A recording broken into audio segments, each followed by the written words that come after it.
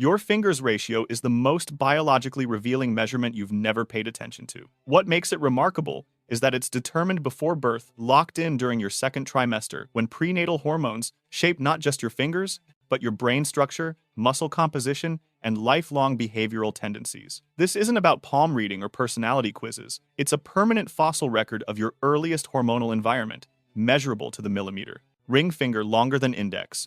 This is humanity's most common finger pattern, appearing in approximately 60% of men and 35% of women worldwide. What makes it remarkable is that it's a direct signature of higher prenatal testosterone exposure, a hormonal bath that occurred between weeks 8 and 14 of fetal development and permanently programmed your physical and cognitive systems. Your ring finger extends 2 to 5 millimeters beyond your index finger when both are straight and aligned.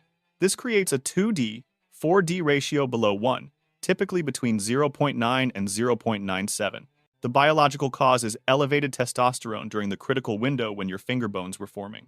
This same testosterone simultaneously increased androgen receptor density throughout your developing body, influencing muscle fiber composition, bone structure, neural pathways, and even cardiovascular development. Evolutionarily, this pattern represented specialization for high-intensity physical tasks. Early humans with this ratio showed greater upper body strength, faster reaction times, superior spatial reasoning, and higher baseline aggression traits essential for hunting, territorial defense, and resource competition. These individuals processed threats faster and responded with physical intensity that protected groups during conflict and enabled successful pursuit of large game. Your body carries these advantages today. People with ring-dominant fingers maintain higher baseline testosterone throughout life, translating to 10–15% greater muscle mass potential, denser bone structure, and metabolism that mobilizes energy faster during physical exertion. They demonstrate measurably faster sprint speeds, higher vertical jumps, and superior performance in explosive movements. They also excel at spatial rotation tasks, target tracking, and three-dimensional visualization skills that helped ancestral hunters predict animal movement and throw projectiles accurately. However, this advantage comes with significant trade-offs. Higher prenatal testosterone disrupts immune system regulation, creating 40–50% higher rates of ADHD, increased autism spectrum traits, and elevated risk for autoimmune conditions like rheumatoid arthritis. Men with very low ratios face 30–40% higher prostate cancer risk. Women with this pattern experience more severe premenstrual symptoms, higher rates of polycystic ovary syndrome, and increased endometriosis risk. The same hormonal programming that builds physical capability simultaneously creates vulnerabilities in immune function and behavioral control. Index finger longer than ring. This pattern appears in approximately 15% of men and 30% of women worldwide. What makes it remarkable is that it signals higher prenatal estrogen exposure relative to testosterone, a hormonal environment that programmed your brain and body for precision, verbal processing, and social sensitivity rather than raw physical power. Your index finger extends 1 to 4 millimeters beyond your ring finger, creating a 2D–4D ratio above 1, often between 1 and 1.05. This occurs when estrogen dominated during fetal development, reducing androgen receptor sensitivity while enhancing neural connections in language centers and fine motor control regions of your brain. This hormonal profile didn't just shape your fingers, it influenced neurotransmitter balance, stress hormone responsiveness, and social cognition pathways. Evolutionarily, this pattern represented specialization for complex communication and cooperative tasks. Early humans with higher ratios excelled at verbal negotiation, group coordination, detailed tool-making, and caregiving behaviors that maintained social bonds and kept vulnerable group members alive. These individuals built alliances through language rather than physical dominance and created stability through cooperation rather than competition. Your cognitive and motor systems reflect these tendencies. People with index-dominant fingers show superior fine motor control, steadier hand movements during precision tasks, and 15–20% better performance on verbal memory tests.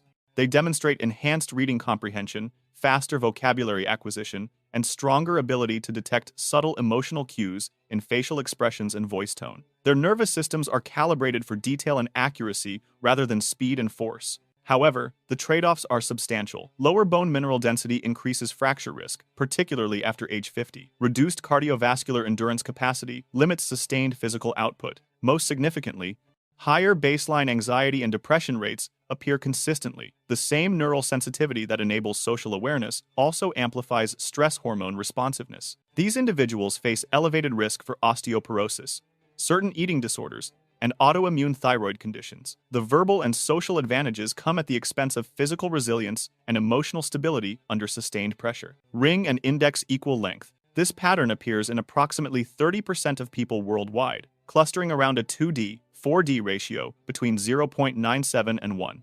What makes it remarkable is that it represents hormonal balance during fetal development, neither testosterone nor estrogen dominated, creating a biological generalist rather than a specialist. Your index and ring fingers align almost perfectly when straight, with less than 1 millimeter difference that's nearly impossible to detect without precise measurement. This occurs when prenatal hormone exposure remained relatively balanced throughout the critical developmental window. Your androgen receptor density, neural pathway formation, and physical development all received moderate rather than extreme hormonal signals. Evolutionarily, this pattern represented adaptability rather than optimization. Early humans with balanced ratios avoided the extreme strengths and extreme weaknesses of both ends of the spectrum. They possessed moderate physical capability, moderate verbal skills, moderate spatial reasoning, and moderate social sensitivity, a jack-of-all-trades profile that succeeded in unpredictable environments where versatility mattered more than specialization. Your capabilities reflect this middle ground.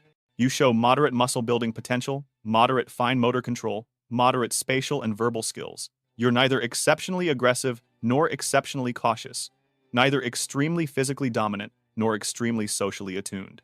This sounds unremarkable, but it creates significant advantages. You adapt more easily to varied tasks, switch between physical and cognitive demands more fluidly, and maintain stability across changing circumstances. The trade-off is lack of exceptional capability in any single domain.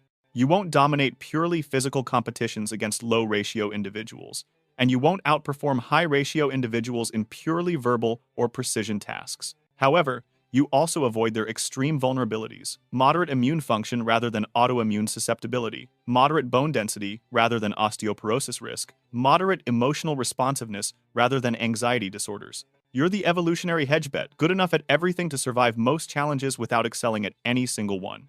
Your sleeping position is an unconscious negotiation between ancient programming and modern performance, a biological signature that reveals invisible forces shaping your strengths and vulnerabilities. Which pattern do you have? And have you noticed whether your physical or cognitive strengths align with your ratio? Drop your finger length in the comments. Subscribe for more insights that decode what your biology is telling you. Don't just watch the world, understand it.